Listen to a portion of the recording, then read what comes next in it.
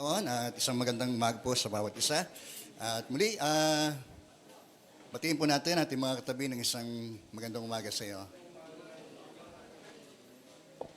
At kung siya ay bago, atin po siya welcome sa gawain po ng Panginoon. Atin pong binabati rin ang ating pong mga nakakasama sa ating pong online. At yung ating mga kapatid din na ngayon ay nasa banig ng karamdaman ay patuloy po natin sila ipanalangin. Tayo po lahat ay tumayo. Minsan pa ay tayo po muli ay manalangin. Ama, nagpapasalamat po kami sa kaloob niyong araw nito sa amin. Minsan pa sa biyaya ng buhay. Panginoon, maging sa isang linggo nagdaan, Panginoon, na kung paano kami rin yung kinatagpo sa lahat po ng aming mga pangangailangan. At hayaan mo, Panginoon, ilagak namin sa iyo ang lahat ng aming mga kabigatan. Di naman, Panginoon, sa mga sandali rin pong ito, nais po namin mangalong sa iyong presensya, Panginoon, sa magitan din ng aming pakikinig ng iyong pong mga salitang ito, Panginoon. Hayaan po ito yung magkaroon ng kapangyarihan, patuloy itong tumimaw nawa, Panginoon, sa aming mga puso at buhay, Panginoon.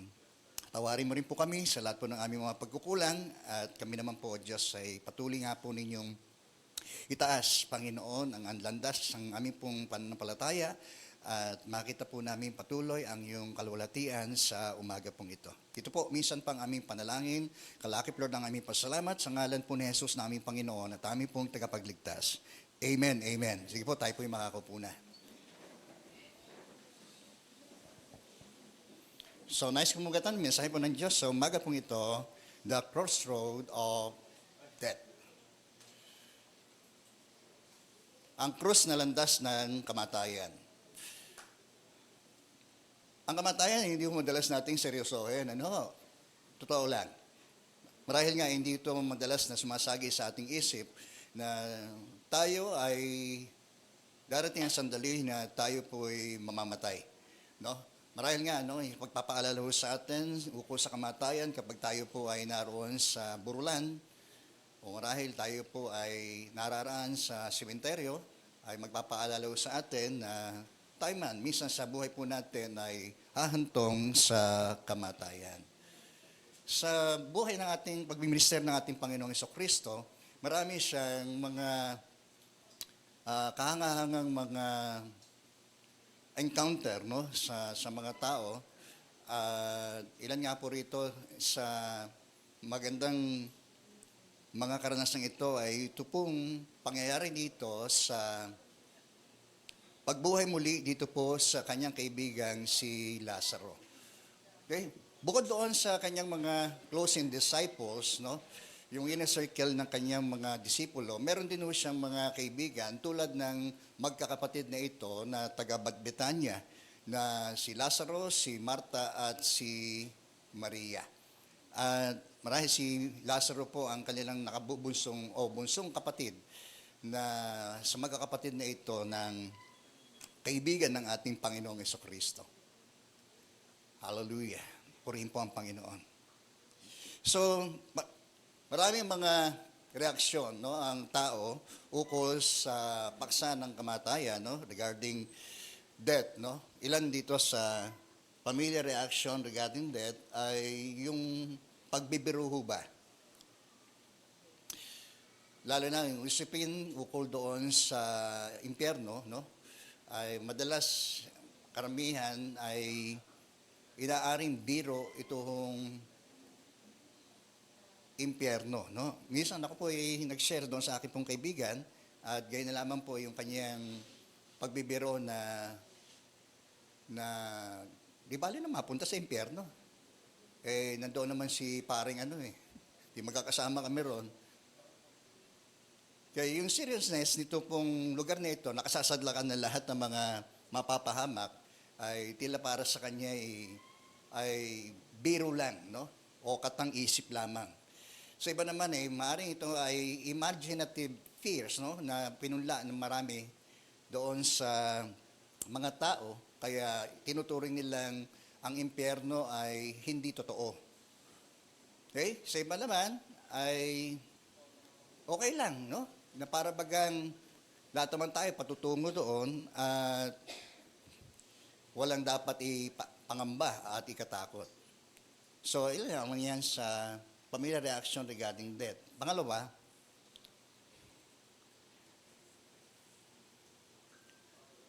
okay, sabi ni Charles Spurgeon, no? Sabi, think lightly of hell and you will think lightly of the cross. No, isipin po natin magaang lamang ang impyerno at isipin din ho natin ang kagaangan din ng krus ni Kristo. Sabi, think little of the suffering of the lost souls. No? Isipin natin malimit lamang ang mga pagdurusa ng mga naligaw na kaluluwa and you will soon think little of the Savior who delivers them. No? At gayon din ang iyong isiping maliit lamang ang ginawa ng ating tagapagligtas na siyang nagligtas ho sa kanila. Marahil nga, yung katotohanan, sinabi ho ni Charles Spurgeon ay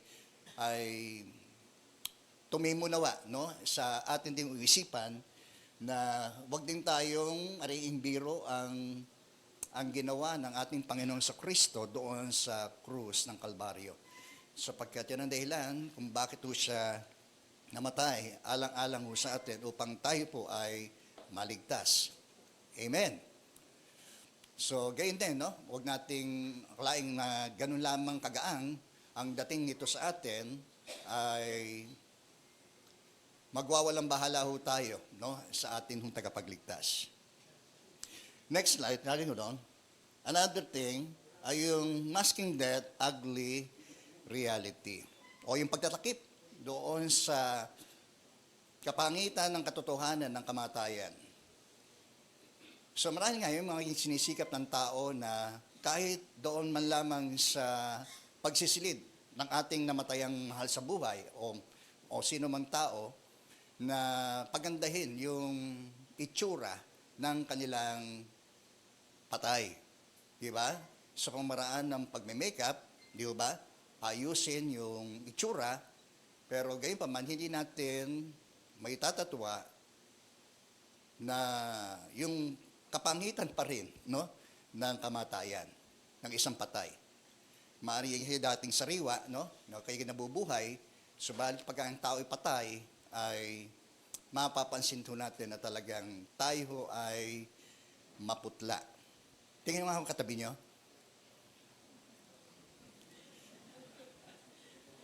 Okay. Buhay pa ho yan. Okay, nahihirapan na ako mag-ano eh. Ha? Kapon po, nararamdaman ako ng hirap ng paghinga eh. Ay, masking that's ugly reality. No? Kaya naisip ko rin, nung kahapon ako'y sinamaan ng katawan, ay naisip ko to na mamatay na ba ako? Well, kano mga kaganda ng taol na binili ho natin, no? Para sa isang patay, ay patay pa rin ho yun. Amen po ba? Ang nasa loob. Gano'n man natin palamutian ito ng mga magagandang bagay, bulaklak na napakariringal, no? Ay yung pinaka inner noon, no? Ibig sabihin yung pinaka loob noon ay ganon ito kapangit. Okay? Amen. So sa iba naman ay takot, no? Sa karamihan naman sapagkat yan naman ang universal reaction ng mga tao patungkol sa kamatayan. Natatakot mamatay. Okay? Minsan pa, tanungin natin ating katabi, natatakot ka ba mamatay?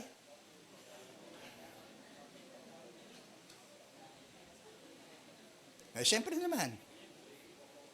Di ba? Somehow, yung takot ay umiiral pa rin sa atin kapag tayo na dumadating sa, lalo na kung unti-unti, na tayo po ay naghihina at tayo po ay pumipila na, no? Malapit na tayo sa pila ng kamatayan. Well, araw-araw naman, no? Tayong kamatayan, lagi hong nakaabang sa atin yan. No, wala akong pinipiling oras yan. Kapag ito tinakda ng Diyos sa atin, ay kahit anong gawin nating pagsisikap na ito ay maisalba pa, kapag ano yun ang ating oras at sandali, ay wala na ho tayong magagawa. Okay? Amen po. Nasaan man tayo, ano man ang ating sitwasyon, ay maaaring ang kamatayan ay darating na bigla. So, fear, universal reaction po yan ng mga tao. Okay, tanong natin itong istorya ng kamatayan, ito pong si Lazaro. No? Magbubukas din natin kamalayan na lahat po tayo mamamatay. No, sabi po ng Bible, bakit po ba namamatay ang tao? Sapagkat ito ay unang-una, dahil sa ito po ay itinakda ng Diyos. No? May panahon ng pagsilang, may panahon po ng kamatayan. Lahat ng nabubuhay sa daigdig no, ay hahantong sa kamatayan. Pangalawa, sinasabi ng Bible na ang kamatayan ang kabayaran ng kasalanan. Dahil sa kasalanan, ang tao po ay mamamatay. No? Katotohanan din, ang sinasabi po ron sa Romans chapter 6 verse 23 na bagamat kamatayan ng kabayaran ng kasalanan, ngunit ang kaloob ng Diyos ay buhay na walang hanggan. Amen. So sa kung bakit din namamatay ang tao, dahil ito po ang sinasabi ng Biblia. No? Maliwanag po ang sinasabi ng Biblia sa atin na it is appointed unto man to die once, and after that ay judgment. So, isang bagay na hindi ho natin matatakasan ay yung pagharap po natin sa Diyos sa oras ng ating pagpanaw. Okay? So, dumating itong pagkakataong ito sa buhay ng kanyang kaibigan, no, na si Lazaro. Sabi rito sa verse 1, John chapter 11, verse 1 to 6, sige po, may isang taong nagangalan Lazaro at siya puro ay nagkasakit. Nakatira siya sa Betania, kasama ng mga kapatid niyang sila Maria at Marta. Si Maria ang nagbuhos ng pabango sa paan ng Panginoon at pagkatapos ay pinunasan niyo ng kanyang buhok dahil may sakit si Lazaro. Tingnan niyo po yan ha. Nagpasabi kay Jesus ang magkapatid, Panginoon, minamahal mong yung kaibigan ay may sakit. Nang marinig ito ni Jesus, sinabi niya, hindi ikamamatay ang sakit na ito. Nangyari yon upang maparangalan ng Diyos at sa magitan nito ay maparangalan ng anak ng Diyos. Mahal ni Jesus ang magkakapatid na Marta at Maria at Lazaro. Gayunman, siya po ay nagpalipas doon ng 2 araw mula nang mabalitaang may sakit si Lazaro. Okay? So, ang nangyari, ito pong si Lazaro ay nagkasakit. Nagpaabot po ng balita, ito pong kanyang mga kapatid sa ating Panginoon sa Kristo upang sabihin na ang kanyang kapatid ay meron pong sakit. Ngunit ang sagot ng ating Panginoon sa Kristo, sige po, nagpasabi kay Jesus, sabi rito, Jesus didn't go. No? Si Jesus po ay hindi ho sumama o lumakad papunta sa lugar nila Lazaro. Sabi gayon pa man, sa ito po ay nagpalipas pa na ang 2 araw mula nang mabalita ang may sakit si Lazaro. So, sumunod dito, makakita natin, balik natin. Yung tong sakit na ito ay humantong sa kamatayan. So sa buhay din natin, sa buhay natin ay maranasan natin, kung tayo may magkasakit, maaring ito na ho ang maggumupo sa atin tungo sa atin hong kamatayan. Kakatakot naman yung sinasabi mo, Pastor. Pero possible po yun. Amen po. Posible po yun. Na ang ating pagkakasakit ay maaring humantong na sa atin hong kamatayan. That's the reality of life. Amen po ba? Yan ang realidad ng buhay. Kaya tayo tumatanda, nagkakasakit, at tutungo tayo sa tinatawag nating physical death. No? At salamat sapagkat itong bagay na ito ay pinaraan nating Panginoon sa Kristo sapagkat meron po siyang layunin kung bakit po niya dinelay yung kanyang pagtungo po roon sa tahanan ng kanila pong mga kaibigan, sa kanyang mga kaibigan. Okay? Amen. So, pangalawa, delay leads to blame, no? So, dahil nga sa pagkaantala na siya pa ay nagpaantala pa ng 2 araw bago po siya tumungo dito sa lugar nila Lazaro. Sabi rito sa verse 17, pagdating ni Jesus, nalaman niyang 4 na araw nang nakalibing si Lazaro.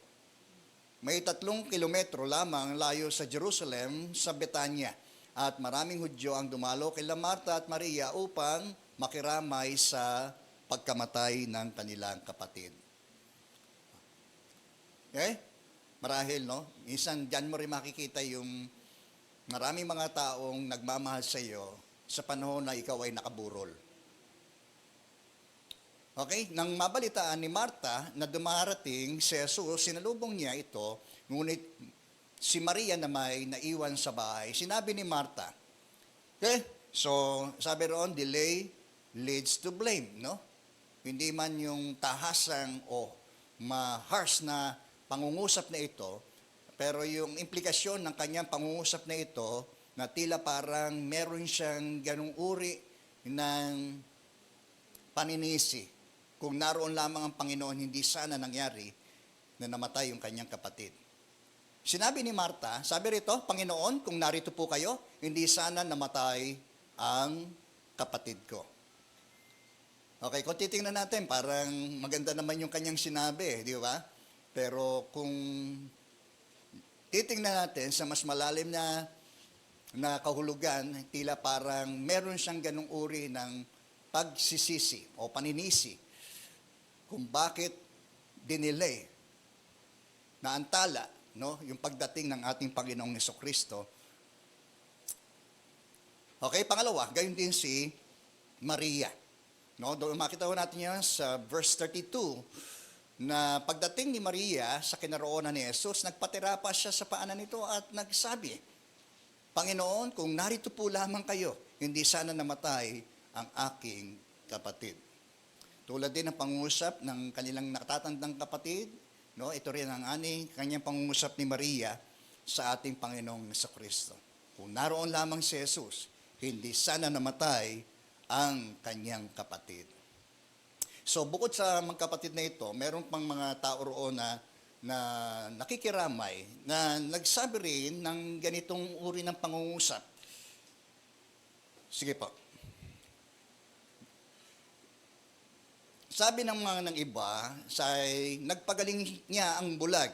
Bakit hindi niya napigilang mamatay si Lazaro? So, delay leads to blame. No? Di ba? Ganyan din naman talaga mga tao kung madalas, di po ba? Ang pag-aantala ay maaaring nag-aakay sa tao tungo sa pagdududa. Di ba? Kapag ka ang pinagdaraanan ay mahirap, ay maaari siyang magduda. No? Naalala ho natin si Juan Bautista, nung sa unang bahagi po ng Ebanghelyo ni Juan, siya ang naghayag kung sino ang ating Panginoon sa Kristo. Sinang kanyang pinahayag sa publiko na ito ang kordero ng Diyos na mag-aalis ng kasalanan ng sanlibutan. So siya nga po yung naganda ng daraanan ng Panginoon. Amin po ba? Ayon din sa inihula ng mga propeta ukol kay Juan Bautista. Subalit, nung dumating na ho na siya po ay ipinakulong ni Herodes Antipas, ito pong si Juan Bautista, ay si Juan ay nagpasugo ng kanyang maalagad sa ating Panginoong Jesucristo upang tanungin kung siya nga po ba ang kanilang hinihintay na Mesiyas. So, kapag gano'n, ang paghahayag ay tila parang bitin o hindi pa ito na isasagawa at may pag-aantala sa tunay na kapahayagan kung sino ang ating Panginoong Jesucristo, ay si Juan ay tila baga nagkaroon ng pag-aalinlangan kung sino nga po ba itong si Jesus na ito. Gayong kanyang ipinakilala ito nung una, na siya ang kordero ng Diyos na mag-aalis ng kasalanan ng sanlibutan. Delay leads to blame and sometimes to doubt. Di ba? Kahit nga po ba, no, ang sinulat ni Pedro doon sa kanyang sulat na kung bakit tayo inuusig yung mga mananampalataya po noon dahil sila ay naghahayag na si Kristo ay muling babalik. No? Sila ay nangaral ukol doon sa muling pagbabalik ni Kristo. At sila naman, in response doon sa kanilang mga pahayag na iyon, ay inusig sila ng mga tao. Di ba si Kristo yung nangakong babalik? Bakit hanggang ngayon ay hindi pa nangyayari yon? Di ba? Hindi pa po tayo? Bakit hindi pa nangyayari? Inabutan na ng kamatayan ng aming mga ninuno, pero hindi pa rin siya bumabalik. So sabi ng Bible, no, na sa muling panahon ay lilibakin tayo ng mga tao na ukol dito sa ating mga kiniklaim na ito na si Kristo ho ay babalik. Bagaman sa kanyang pag-aantala, no, ang dahilan po noon, sabi po roon sa sumusunod na mga talata, sulat ni Pedro, na hinahayaan niya na mangyari ito, no, upang bigyan niya ng pagkataon ang lahat ay makapagsisi at magbalik loob sa Diyos. So, yan ang tunay na dahilan kung bakit naantala ang pagdating ni Kristo. Di ba? Sapagkat nais niya at binibigyan niya ng pagkakataon ng lahat ay makapagsisi at magbalik loob sa Diyos. Amen. Delay leads to persecution. Di ba? Minsan, ganyan eh. Minsan, ganyan ang response sa atin ng mga tao. Okay? Ano pa? Di ba? Yung pangyayari sa buhay din ni Abraham, nang mangako ang Diyos na sila'y magkakalooban ng anak. No, ito ay tila para sa kanila ay nainip sila. Bunga ng kanilang pagkainip sa delay ng pangako ng Diyos sa kanila, sila po ay magkakaanak ni Sarah, ay sila ho ay gumawa ng kanilang sariling paraan. Sa halip na yung paraan ng Diyos at yung panahon ng Diyos ay kanila pong intayin. Hello, nandiyan po tayo? So, minsan yung delay leads to, unbelief. Di po ba?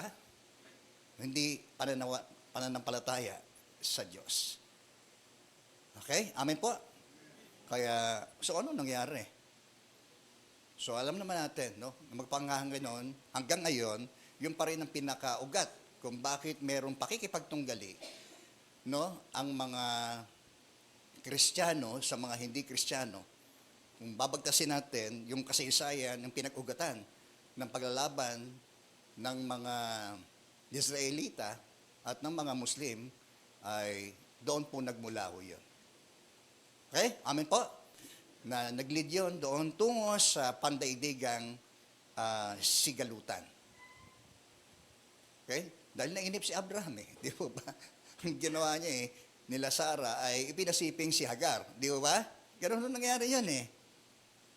Hindi sila makapagintay. Okay? Hindi po tayo? So, the people, no? Kaya yung people, yung mga tao, ay gayon din ang kanilang nasambit na si Kristo ay nakapagpagaling ng bulag. Bakit hindi yan napigilan mamatay si Lazaro?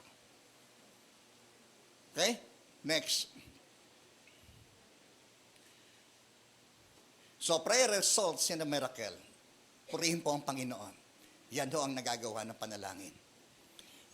Kahit nagmi-minister si Jesus, kapag siya po ay nanalangin, may kapangyarihang taglay na siyang nahayag doon sa mga taong kanyang ipinapanalangin. Ang bulag ay nakakita nang siya po ay manalangin kay Bartimaeus. Amen po. Amen. No? Maging sa pangyayaring ito sa buhay ni Lazaro, nung siya'y manalangin, ay tunay na mirakulo ang siyang sumulpuro. Sabi rito, muling nabagabag ang kalooban ni Jesus pagdating sa libingan. At ang pinaglibingan kay Lazaro ay isang yungib na natatapan ng malaking bato. Ang sabi ni Jesus, alisin ito, utos ni Jesus. Ngunit si Marta, na kapatid na namatay, ay sumagot, Panginoon, nangangamoy na po siya ngayon.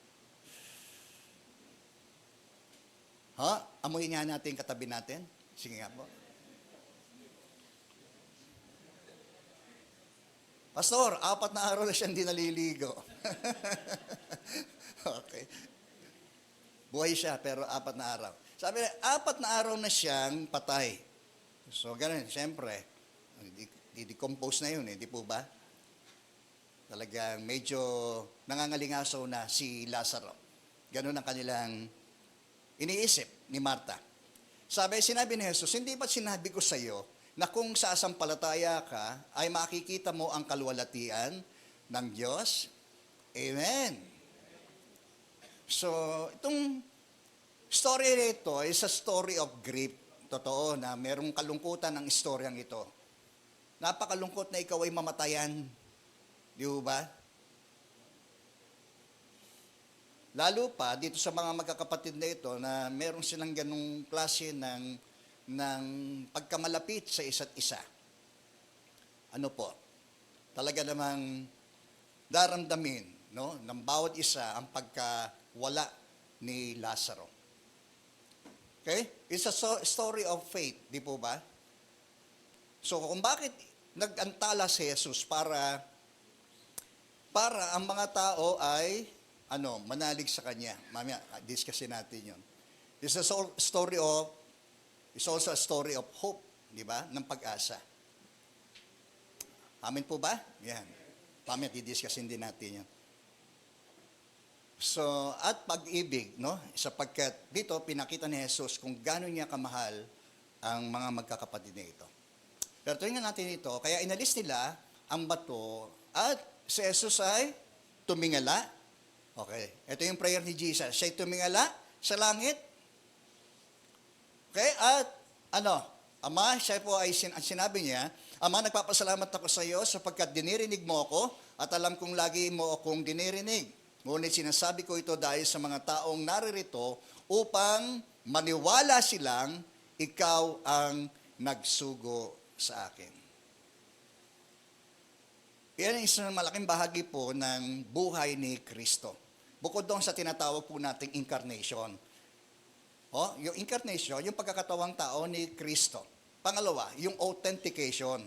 Yung authentication ay pagpapatunay na si Kristo nga ang Mesiyas. Amen. Sa pamamagitan ng mga tanda ng mga himala, no, at mga kababalagan kanya pong ginawa. Yun ho ang siyang magpapatunay na si Jesus nga ang isinugo, ang siyang Mesiyas.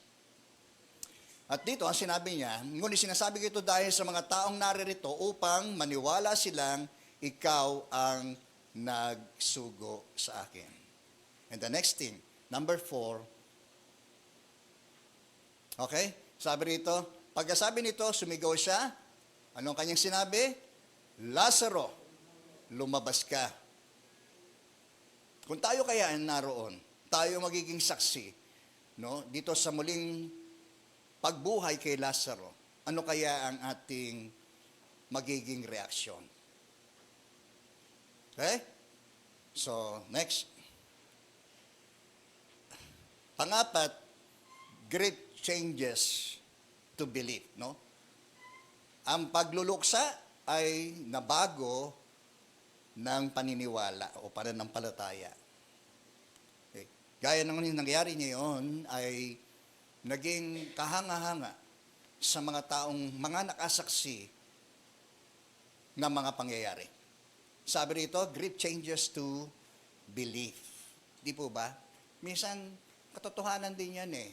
Yung mga nangyayari sa ating mga pangit nating mga karanasan dito sa mundo, minsan yun na nag-aakay sa atin para magtiwala tayo sa Diyos eh. O kahit tayong mga mananampalataya na, di ba? Minsan yun ang madalas na nag-aakay sa atin tungo sa lubos nating pagtitiwala sa Panginoon. Di ba? Kapag tayo po ay nakakaranas, marahil ng ganito, no? Ng karamdaman, wala na tayong didependengan pa eh. Di ba? Bagamat may mga kalungkutan tayong nararanasan, mga masasamang mga nating nararanasan sa buhay, minsan yan ang paraan ng Diyos para akayin tayo eh. Para lubos tayong magdepende sa Kanya. Di ba? Hello, nandiyan po tayo? So, kapag gano'n na nangyayari, no, inilalayo niya tayo, o hindi man inilalayo, kundi lalo pa niya tayong inilalapit sa Kanya. At doon tayo nating napangawakan na ang lahat ng mga pangyayari, lahat ng bagay ay lakip-lakip na gumagawa para pa rin sa ating ikabubuti. Okay? Amen po? Yan. Doon mo. Sa mga pangyayari na hindi natin akalain mangyayari po sa atin, ay permissibly, hinayaan ng Diyos na ating pong ma-experience, nang sa gayon, in the end, no, ay doon tayo humantong sa ating pagtitiwala at pananampalataya sa Kanya. Kaya lumabas nga si Lazaro at nababalot ng telang panlibing at ng mga kamay at paa. May nakabalot ding tela sa mukha niya, inuutos ni Jesus sa kanila, kalaganin siya at nang makalakad. Verse 45. Okay, tingin niyo po to ha. Marami sa mga Hudyong dumalaw kila Maria na nakakita sa ginawa ni Jesus at sumampalataya sila sa Kanya. Okay. Amen. To believe is to see. Amen po ba?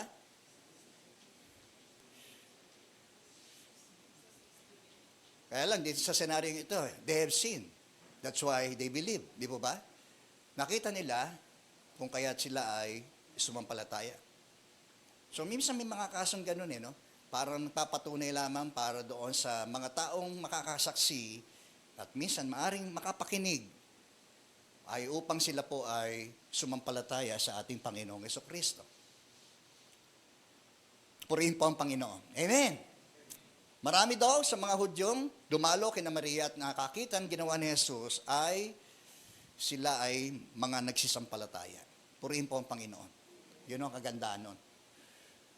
Next.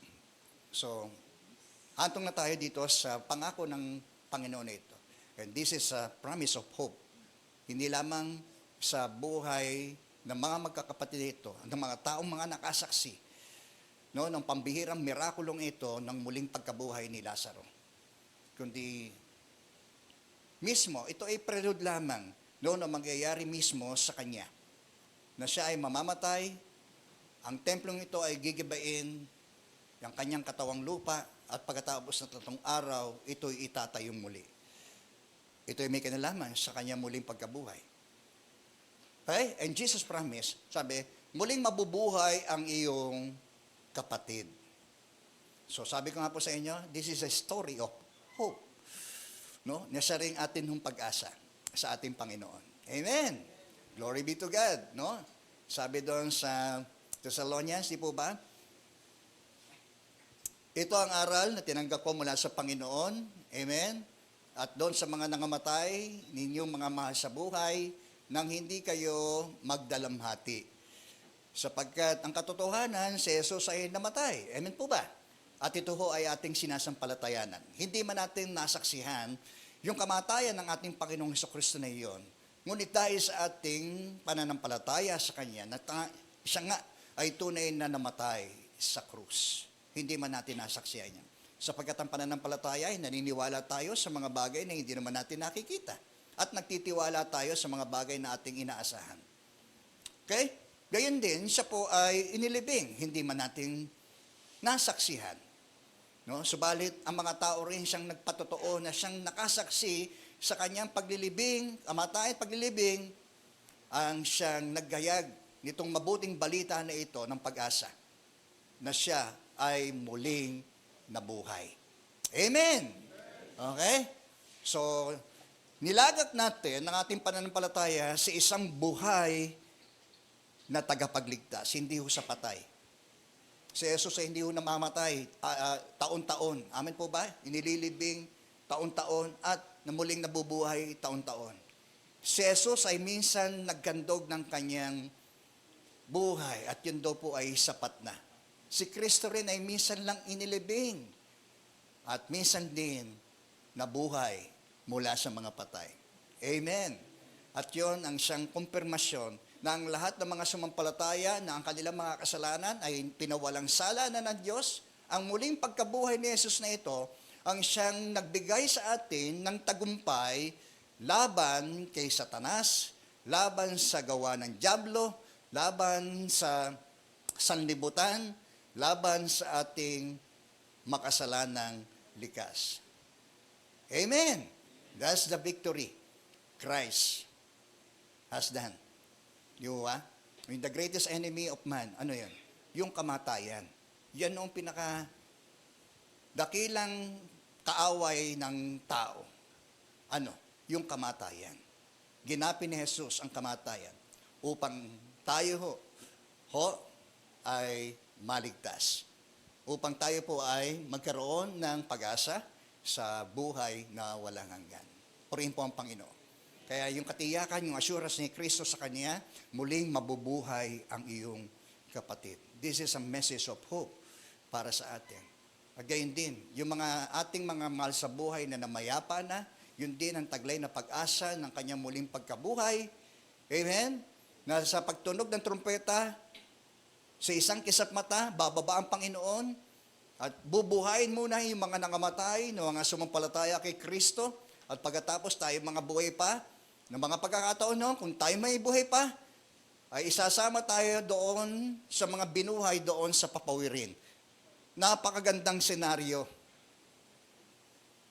Na kung saan, ang mapapalitan din, itong katawan na ito, na nagkakasakit, nabubulok at namamatay, ng katawang maluwalhati, higit na malusog kaysa doon sa kalusugan tinatamasa ng isang pangkaraniwang tao.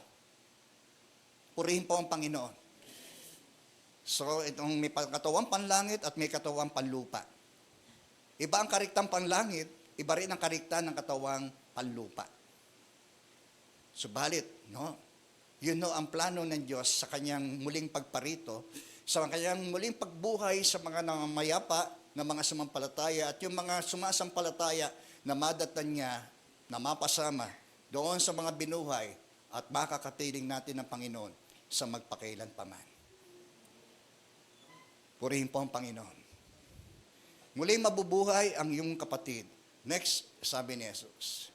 Sinabi sa kanya ni Jesus, ako ang muling pagkabuhay, at ang buhay, ang sinumang, tingin niyo po ang sinumang sumasampalataya sa akin kahit mamatay ay muling mabubuhay. That's our hope. Amen. Yan ang ating pag-asa kay Kristo. Salamat sa pag-asang ito.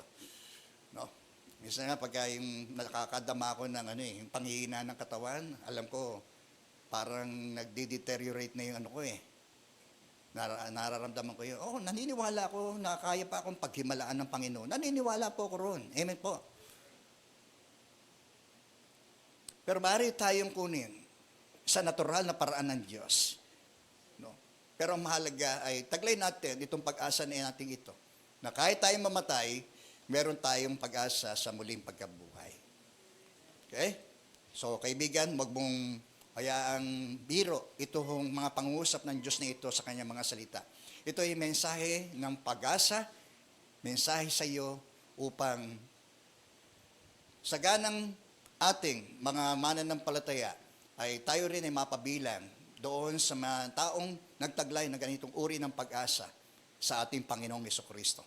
Siya ang daan, katotohanan at ang buhay, walang makapupunta sa Ama, maliban po sa Kanya. Sa silong ng langit, walang pangalang ibinigay ang Diyos sa sukat ikaligtas ng tao, kundi ang pangalang Jesus po lamang. Ang nananalig sa bugtong na anak ng Diyos ay may buhay na walang hanggan. Purihin po ang Panginoon. Tayo po'y manalangin. Ama, nagpapasalamat po kami. Muli sa iyong pagpapaalalang ito sa amin, ukol sa aming pananampalataya. Salamat din sapagkat ang istoryang ito ay nagbukas din ng aming kamalayan ukol sa aming maikling buhay namin ito sa daigdig na ito. Na darating ang sandali, nalilisanin namin ng mundong ito, Panginoon, na minsan naming tinahan ng pansamantala, upang daling kami doon sa isang maluwalhating tahanan na kung saan wala ng gutom, wala ng hirap, sapagkat lumipas na ang lahat ng bagay. Di ang kamatayan ay wala ng kapangyarihan mula sa amin. Ngayon pa lang, O Diyos, inaangkin na po namin ang kapangyarihan na iyon na siyang iyong ginamit upang pagtagumpayan mo ang kamatayan, Panginoon. At salamat, Panginoon, nang simula kaming manalig sa iyo, tinaglay na rin po namin ang pag-asa po namin ito ng muling pagkabuhay. Salamat din, Panginoon, sa assurance mo, Panginoon, na mahal mo kami. Kahit na nga po ba, Panginoon, na meron kaming mga pinagdaraan ng hirap, hindi man namin nasasabi ito sa aming kapwa, nalalaman po namin ito'y alam po ninyo, Panginoon. Salamat, Panginoon, na may padama niyo po sa amin kung gaano po niyo kami minahal. Namatay ka para sa amin. Ang buhay mo, inialay mo, alang-alang sa amin. Gaano pa kaya ang ibang mga bagay na hindi mo kayang ipagkaloob sa amin? Nangako nga po kayo ng pag-asa sa amin sa kawalang hanggan. Ano pa ang dapat naming ikatakot? Ano pa ang dapat naming ipangamba? Ano pa ang dapat naming ipag-alinlangan sa iyo? Ikaw na mismo ang tumitiyak sa amin na ang sino mang sumampalataya sa iyo, kahit mamatay, ay may pag-asa sa muling pagkabuhay. Yan po ang amin pong patuloy na panghahawakan, Panginoon. Habang kami unti-unti, Panginoon, nauupos sa aming katawang lupang ito, ang toldang ito, Panginoon, na aming tinatahan, upang sa aming pag-asang ito ay pumisang kami, Panginoon, sa isang maluwalhati at makapangyarihang likha po ninyo sa amin. Marami pong salamat, Panginoong Yesus. Ikaw, kaibigan, sa oras na ito, nais kitang anyayahan. Nais mong tanggapin ang pag-asa na ito ng kawalang hanggang buhay. Bakit hindi ka manalangin sa iyong kinalalagyan at sabihin mo mula sa iyong puso ang taimtim na panalangin ito? Sabihin mo, Panginoong Yesus, lumalapit po ako sa iyo bilang isang makasalanan. Pinagsisisihan ko po ang lahat ng aking mga nagawang kasalanan. Sa aking mga sinalita, inisip, at gayon din po sa aking pong mga ginawa. Patawarin mo po ako, Panginoon. Panginoong Yesus, tinatanggap kita bilang aking Panginoon at aking tagapagligtas. Sa aking puso, Panginoon, maghari po kayo. Ikaw na ang patuloy na humawak ng aking pong buhay, Panginoon. Baguhin mo po ako, palayain mo po ako, Panginoon, at pagalingin mo po ako, Panginoon. Gamitin mo rin po ang aking buhay. Buhay na iyong binago. Buhay na binigyan mo ng pag-asa. Buhay na taglay ang biyayang taglay. Sa oras na ito, patuloy namin pinagkakatiwala sa iyong mga kamay, ang aming pong mga buhay, Panginoon. Lord, walang imposible sa iyo, Panginoon. Kami may dumaraan sa bingit ng kamatayang ito ng aming mga karamdaman. Lord, hindi kami matatakot sapagkat alam namin, ikaw ang may hawak ng aming pong mga buhay. Nasa iyong kapangyarihan kung nais mong extend ang buhay na ito o hindi. Nasa iyo rin kapangyarihan, Panginoon, kung nais mo itong kunin, Panginoon. Ang mahalaga, Panginoon, bigyan po ninyo kami ng lubos na pagtitiwala, Panginoon. Sa anuman ang aming kahinatnan, Panginoon, ay meron pa rin po kami maasahan. Maliwanag na pag-asa po sa iyo, Panginoon. Pagpalain po ninyo ang bawat isa po sa amin, Panginoon, sa oras na ito, sa iyo po namin pinagkakatiwalaan lahat po ng bagay, sa ngalan po ni Jesus na aming Panginoon at aming pong tagapagligtas. Amen, amen.